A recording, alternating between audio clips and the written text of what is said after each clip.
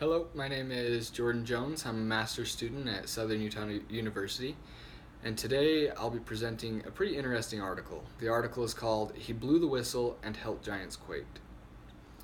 The main person in this article is James Alderson.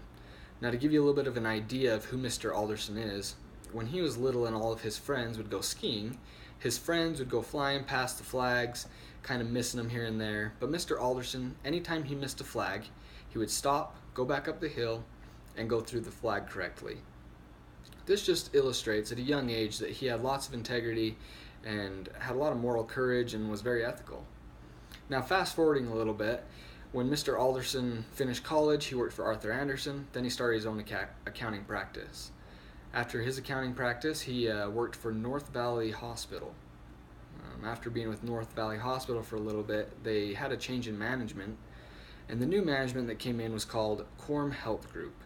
Now, after working for Quorum Health Group for a little bit, an administrator came up to Mr. Alderson and asked if he would make two cost reports.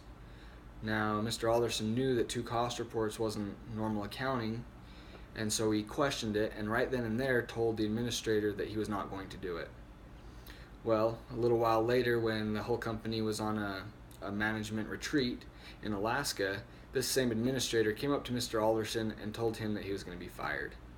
Mr. Alderson was devastated because that was his career, but he knew there was something fraudulent going on in the company, so he decided to keep looking into it.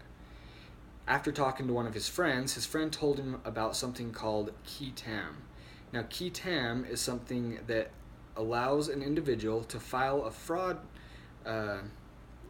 suit on behalf of the government. Now, the government has the opportunity to review the case, and 60 days later, they're supposed to side with the person that's filing the lawsuit or not. Turns out with this particular case, it took them not 60 days, but 5 years. During those 5 years, Mr. Alderson recruited lots of lawyers, experts on the matter. One of the experts in particular, Mr. Bordeaux, former Medicare auditor, he said, the records demonstrated a scheme to misrepresent expenses to the government to illegally increase reimbursement.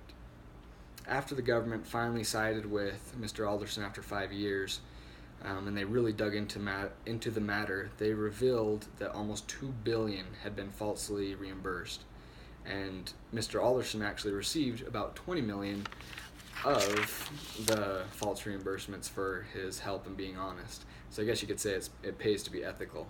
So I'm going to go into the 7 steps of a whistleblower and kind of explain what Mr. Alderson had to go through. The first step is approach your immediate manager. Now, this was a little difficult because the administrator came to Mr. Alderson and told him to produce false reports. It doesn't say in the article if Mr. Alderson went to management or anything, but he had talked to his friend, and they discussed that this was pretty fraudulent or seemed fraudulent. Number 2 is discuss the issue with your family. The reason for this is to keep the family in the loop because the decisions you make as a whistleblower could affect them. Mr. Alderson was very open and honest with his family, and they actually had to be very quiet about the topic for the 5 years so no false evidence came out. Number 3 and 4, take it to the next level and contact company's ethics office. Didn't really apply in this article because he was fired at the time. I'm going to jump to step number 6, which is going outside the company, because in this particular case, Mr. Alderson had to use qui tam, which is involving the government and filing a lawsuit on their behalf. By doing this, he was able to get their attention, they were able to look into it and get everything solved. So putting things off till tomorrow, that was something that was in an article called We Don't Need Another Hero. I feel like the 5-year gap was actually a benefit for Mr. Alderson because during that time, even though it was a while, he had time to research the issue, get the right people on his side, and it actually allowed the company to make multiple false reimbursements with the government, so when they did get caught, they had lots of evidence. Overall, Mr. Alderson, everything worked out for him, and the ethical won in this situation. Thank you.